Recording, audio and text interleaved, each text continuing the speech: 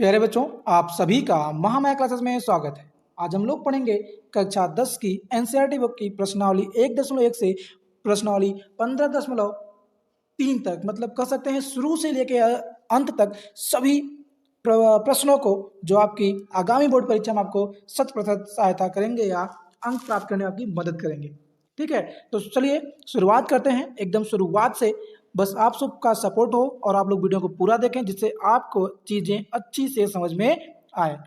ठीक है, चलते हैं इस प्रश्नावली की, मतलब प्रथम प्रश्नावली के प्रथम प्रश्न पे। यह प्रश्न एनसीईआरटी बुक का है। देखिए भाई, जिसमें दिया गया है कि प्रश्न 1, निम्नलिखित संख्याओं का एचसीएफ ज्ञात करने के लिए यूक्लिड विभाजन एल्गोरिथम का प्रयोग कीजिए। इसका कहने का मतलब है कि एल्गोरिथम का प्रयोग करके हमको क्या ज्ञात करना है, एचसीएफ ज्ञात करना है, जिसके लिए 3 अंक दिए गए हैं। 3 मतलब कह सकते हैं कि 3 प्रश्न दिया गया है, जैसे 135 और 255, 196 और 38,220 और 867 और 255। इन दोनों जो पेयर दिए गए हैं, इन सभी अंकों के क्या ज्ञात करने हैं, एचसीएफ ज्ञात करने हैं।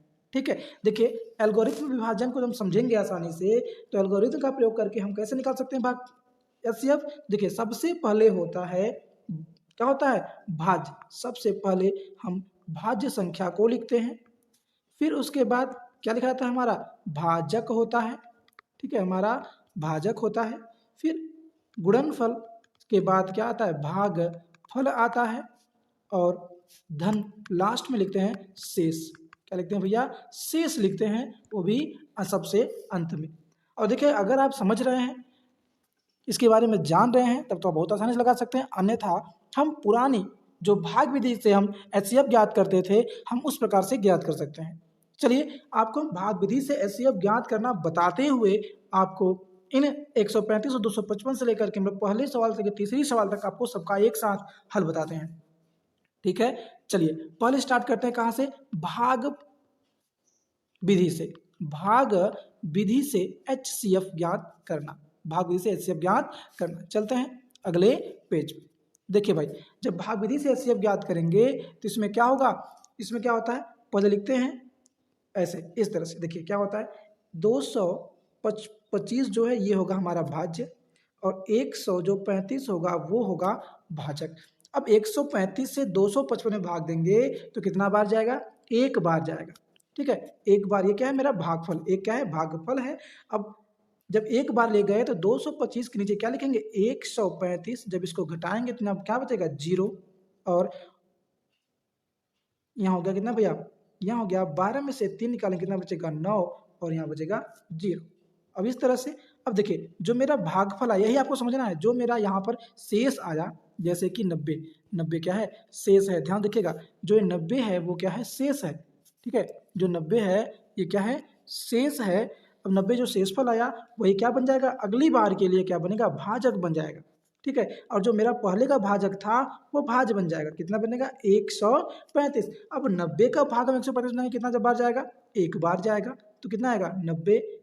ठीक है, जब इसको सॉल्व करेंगे तो क्या बचेगा भाई, यहाँ से देखिए 5 में से जब 0 घटाएंगे तो बचेगा 5, और 13 में से 9 घटा दे कितना बचेगा, 4।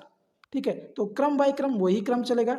अभी देखिए, अब जो 45 है वो भाजक क्या बन गया, भाजक बन गया, और जो 90 होगा वो मेरा बनेगा भाज्य बनेगा। और 45 दूना 90 होता है। इस तरह जब सॉल्व करेंगे तो मेरा जो यह क्या था, ये जो 45 था वो क्या आ गया, एचसीएफ आ गया। एचसीएफ जो आया वो हो गया 45 के। समझ रहे हैं कि नहीं, जो 45 है, जो 45 है वो मेरा एचसीएफ है फिलहाल अभी के लिए। ठीक है, अभी के लिए मतलब सर्वथा हमेशा के लिए। अब हम इसी चीज को हल करेंगे किसके द्वारा, बताइए। अब यही चीज हम लोग हल करेंगे एल्गोरिथम के द्वारा। आप बस ध्यान से समझिए। अब इसके पहले मैंने बताया, ध्यान से देखिए, इसके पहले हमने बताया कि जब हम सवाल को लिखते हैं, मतलब भाज्य पहले लिखते हैं, जब एल्गोरिथम लगाएंगे तो पहले भाज्य लिखेंगे, फिर भाजक लिखेंगे, फिर भागफल होगा, फिर शेषफल होगा। ठीक है, तो वैसे ही क्रम बढ़ता चला जाएगा, और लास्ट में जब तक कि शेषफल 0 ना हो जाए तब तक यह परंपरा क्या हुई, प्रक्रिया चलती रहेगी। जब लास्ट में जब शेषफल 0 आएगा तभी हमें क्या मिलेगा, हमारा एचसीएफ प्राप्त होगा। ठीक है, चलिए अब ध्यान से समझिए एल्गोरिथम के द्वारा। तो देखिए भाई, तो भाज्य मेरा कितना है, भाज्य है 200, भाज्य है 200, 25, भाजक है 135, तो भागफल कितना गया, यहाँ देखिएगा भागफल कितना गया 1, तो 1 लिखेंगे, तो उस समय शेष कितना बचा था, उतना उस समय शेष कितना बचा था, 90 बचा था।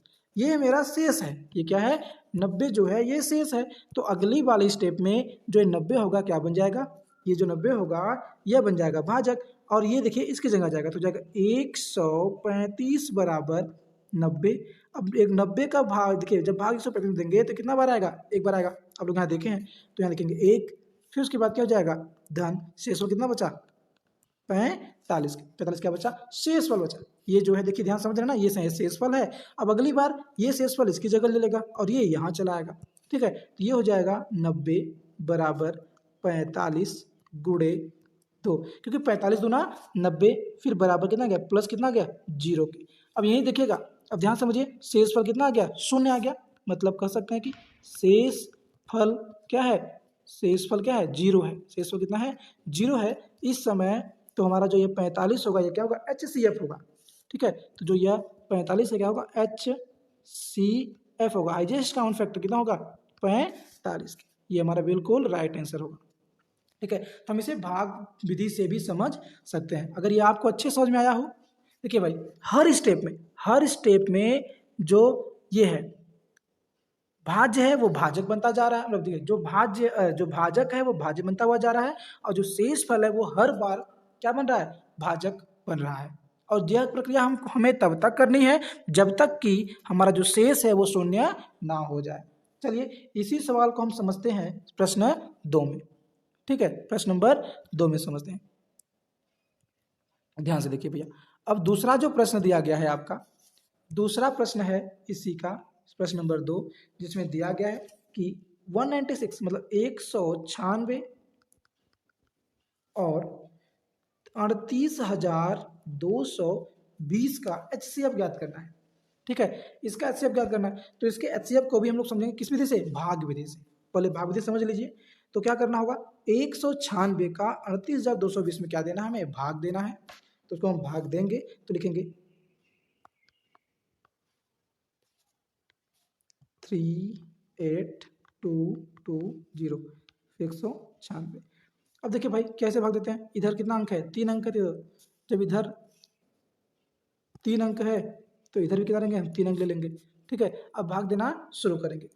अब हमें भाग देना है 196 का 182 में, तो एक बार ले जाएंगे, कितना आ जाएगा 196, घटा दीजिए तो कितना बचेगा बताइए, 12 में से 6 निकलेगा तो बचेगा 6, यहाँ बचा 7, उधार ले जाएंगे, 17 में से 8 निकाल दो, कितना कितना बचेगा 8, और यहाँ कितना बचेगा 1, ठीक है। तो 2 को नीचे लाएंगे और फिर भाग देंगे तो कितना जाएगा, मैक्सिमम 9 बार ले जाएंगे।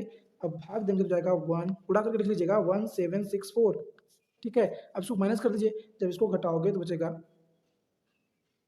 कितना बचेगा, 12 में से 4 निकाल दोगे तो बचेगा आपके पास कितना 8, फिर यहाँ हो गया कितना भाई बताइए 5, 15 हो गया, 15 से 6 निकाल कितना बचेगा 9, बाकी 17 है, 17 में 17 जीरो हो गया, इसको उतारेंगे अब जीरो को। अब 196 का भाग जब देंगे कितनी बार, 5 बार ले जाएंगे, भाग ले जाएंगे, तो उसका उत्तर कितना गुणनफल आएगा 800 980। जब इसको सॉल्व करोगे तो ये क्या होगा, पूरी तरह से कैंसिल हो जाएगा, कट जाएगा। अब डायरेक्ट इसका भागफल हम क्या लिख सकते हैं, एल्गोरिथम विभिन्न का प्रयोग करके, ठीक है। अब इसको हल करने के लिए हमें एल्गोरिथम का प्रयोग करना पड़ेगा, ठीक। जब इसके लिए एल्गोरिथम का प्रयोग करेंगे तो उस कंडीशन में क्या करना होगा, उस कंडीशन में करना होगा, पहले हमको भाज्य लिखना होगा, तो लिखेंगे 38,220 बराबर इज इक्वल टू कितना हो गया 196 गुणे 195 प्लस कितना आएगा 0। यह पहले ही बार में इसका जो शेषफल होगा क्या होगा 0 हो जाएगा, अर्थात जो यह 196 है वही क्या होगा हमारा HCF होगा। तो HCF बराबर 196, ये क्या होगा हमारा बिल्कुल सही उत्तर होगा। अब चलते हैं तीसरे प्रश्न की ओर। अब तीसरे प्रश्न को सॉल्व करेंगे तो ध्यान से समझिए, जो तीसरा प्रश्न दिया गया है वो क्या दिया गया है। तीसरा प्रश्न है 867 और 255 का एलसीएम निकाल लेना, ठीक है। 867 267 और एचसीएफ का मतलब कि 255 के एचसीएफ ज्ञात कर लेना। तो दोनों हम देखेंगे तो छोटी संख्या कौन है 255, बड़ी संख्या क्या है 868। तो 255 से 868 में भाग देंगे, भाग विधि से पहले हल कर लेते हैं, जितना आएगा उसके बाद शेषफल ज्ञात कर लेते हैं। या इसको इस तरह से भी समझ सकते हैं, जैसे देखिए 868 बराबर 255, ठीक है। फिर गुणे, हम इसको इसी तरह समझें, जैसे मान लीजिए मेरे पास 8 है, 8 बराबर हमको लिखना है और कितने भाग देना है 2 से। तो इधर देखिए ये लेफ्ट हो गया, इधर क्या हो गया राइट। लेफ्ट और राइट का जो मान होगा वो दोनों बराबर होगा, तो इसमें कितने से गुणा करेंगे 4 से गुणा करेंगे, तब ना 4 दूना 8 और शेष क्या बचेगा, एक्स्ट्रा कुछ लिख नहीं पाएंगे तो क्या हो जाएगा 0। तो इस तरह से कर सकते हैं, लेफ्ट और राइट क्या होना चाहिए, दोनों पक्ष बराबर होने चाहिए, ठीक। तो इस कंडीशन में जब हम लोग सॉल्व करेंगे तो चलिए आगे देखते हैं। अब 867 में 255 से भाग देंगे तो कितना बार जाएगा, तो उस समय बार जाएगा आपका 3। जब 3 बार ले जाएंगे तो शेष कितना बचेगा भैया 102 बचेगा मेरा शेष। बात समझ में आई। फिर अब 255 में भाग देंगे कितने से 102 से, तब कितना बार जाएगा 2 बार जाएगा। कितना बार जाएगा 2 बार, तो कितना शेष बचेगा तो जाएगा यह 200, यह हो जाएगा 204। अब 204 घटाएंगे तो जाएगा कितना 51 बचेगा शेष, ठीक है। अब 102 में कितने भाग देना हमको 51 का भाग देना है। जब 51 का भाग देंगे कितना आएगा 2 बार ले जाएंगे तो शेषफल क्या हो जाएगा 0। अब देखिए यहीं पर अब शेष क्या हो गया 0 हो गया, ये शेष क्या हो गया 0। बात समझ में आई, शेष 0 हो गया तो यहाँ से आपका एचसीएफ हो गया, HCF बराबर कितने के 51। ये क्या होगा हमारा बिल्कुल राइट आंसर। चीज़ आपको अच्छे समझ में आ रही होगी, हम तो यही आशा करेंगे। अगर आपको समझ में आ रही है तो आप कमेंट बॉक्स में जरूर से जरूर बताइएगा कि आपको अच्छी चीज़ें समझ में आई, ठीक है। और अपने अन्य दोस्तों तक भी शेयर करें और उन्हें बताएं कि महामैथ क्लासेस चैनल पे हर एक वीडियो हर एक प्रश्न पर आधारित है, जो आपके आगामी बोर्ड परीक्षा में आपको अच्छे से अच्छा अंक दिला सकता है। चलते हैं अब अगले प्रश्न पे, जो कि सबसे इंपॉर्टेंट प्रश्न है। ये प्रश्न कई बार बोर्ड परीक्षा में आया हुआ भी है, ठीक है। प्रश्न नंबर 2, दर्शाइए कि कोई भी धनात्मक विषम पूर्णांक 6q+1 या 6q+3 या 6q+5 के रूप का होता है, जहां q कोई पूर्णांक है, जहां q कोई क्या है एक पूर्णांक संख्या है, ठीक है। तो अगर इस तरह का सवाल देगा जब, तो पहले आपको एक संख्या माननी होगी। जैसे लिख सकते हैं कि माना, जहां समझिए कैसे लिख सकते हैं, माना डायरेक्ट लिखेंगे, माना a एक विषम धन पूर्णांक है, माना a एक विषम धन पूर्णांक है, ठीक है। जब एक संख्या मानेंगे तभी सवाल को हल कर पाएंगे, ठीक है। हमने मान लिया कि माना a एक विषम धन पूर्णांक है। अब एल्गोरिथम के हिसाब से अगर लिखेंगे तो जो a होगा वह किसके बराबर होगा 6q+r के, क्योंकि a एक संख्या है और ये संख्या कह रहा है कि 6 से भाग देने पर तो जो q है वो भागफल है और शेषफल क्या बचता है r के रूप में बचेगा। तो r मेरा क्या है शेषफल है। तो भैया r क्या है, r एक कोई प्राकृत संख्या हो सकती है, तो r है 0 1 2 3 4 डैश देखे 5, ऐसे काम देखे डैश कुछ भी संख्या हो सकती है इनमें से 1 2 3 4 5। तो अगर हम r की जगह इनमें से कोई संख्या रखें तो क्या होगा a = 6q प्लस कितना आएगा 0। दूसरी संख्या रखें जाएगा a बराबर 6q+1, जाएगा a बराबर 6q+2। इस तरह संख्या क्या होंगी मिलती हुई प्रतीत होंगी, +2 +3 +4 +5। खाली यही तो मान चेंज हो रहा है, मतलब r का ही तो मान चेंज हो रहा है, ठीक है। लेकिन इसमें भी एक चीज़ देखना है, जैसे देखिए कैरी ऑन करिए और आगे तक चलते हैं। आगे तक चलेंगे तो क्या हो जाएगा, जैसे इसको और लिखिए तो a बराबर जाएगा 6q+3, फिर a बराबर जाएगा 6q+4, फिर जाएगा a बराबर जाएगा 6q+5। तो इसमें एक चीज़ देखना है, जैसे ये संख्या देखिए +5 वाली, +3 वाली, +1 वाली, ये सब क्या है विषम धन पूर्णांक है और ये सब क्या है समधन पूर्णांक है, ठीक है। जैसे लिख के समझिए, जैसे कि 6q+0 हुआ, 6q+2 हुआ, 6q+4 हुआ, ये सब क्या है धन पूर्णांक है। ये सब क्या है ये सब क्या है भाई समधन पूर्णांक है, ठीक है। ये है सम धन पूर्णांक कह लीजिए या सम संख्या है कह लीजिए, ये क्या है, सम संख्या है। और जो ये है 6q+1, 6q+3, 6q+5, ये सब क्या है, सब विषम संख्या है। ये क्या है, सब विषम संख्या है। ये सब क्या है, विषम संख्या है। अतः हम डायरेक्ट कह सकते हैं कि एक धनात्मक विषम पूर्णांक, एक धनात्मक विषम पूर्णांक 6q+1, 6q+3 और 6q+5 के रूप का भी हो सकता है। यहीं से हम इसे सिद्ध कर सकते हैं। ठीक है, अब चलते हैं अगले प्रश्न पे। देखिए जो अगला प्रश्न है प्रश्न नंबर 3, यह भी मोस्ट इंपॉर्टेंट है, ये भी समझ लीजिए। जिसमें दिया गया है कि किसी परेड में, समझ में आया, किसी परेड में 616 सदस्यों वाली, यहाँ देखिए किसी परेड में 616 सदस्यों वाली एक सेना के टुकड़ी को 32 सदस्यों वाली एक आर्मी बैंड के पीछे मार्च कराना है।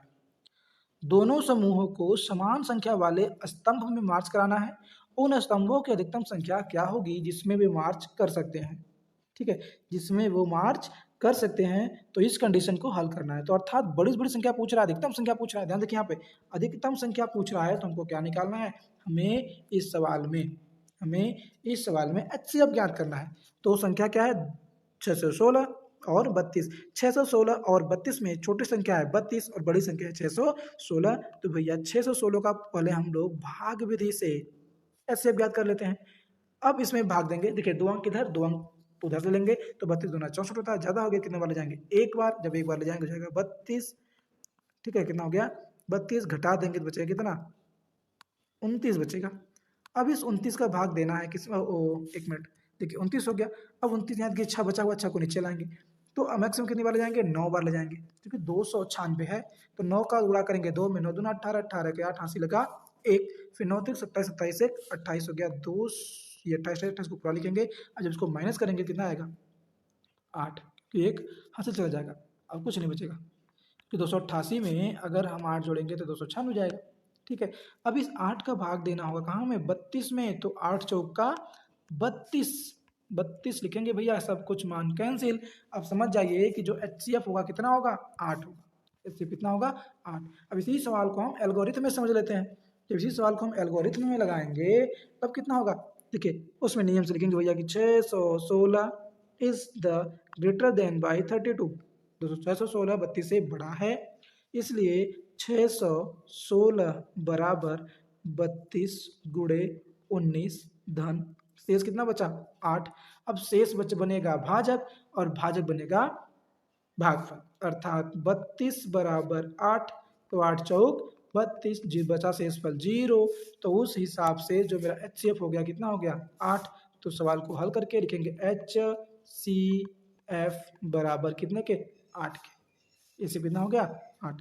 ठीक है, यह वीडियो देखिए काफ़ी लंबी हो गई है, लेकिन आशा करते हैं कि आपको समझ में आया होगा। अगर आपको आप सभी को ये वीडियो अच्छे समझ में आया हो तो चैनल को लाइक शेयर एंड सब्सक्राइब जरूर करें। जय हिंद, जय भारत।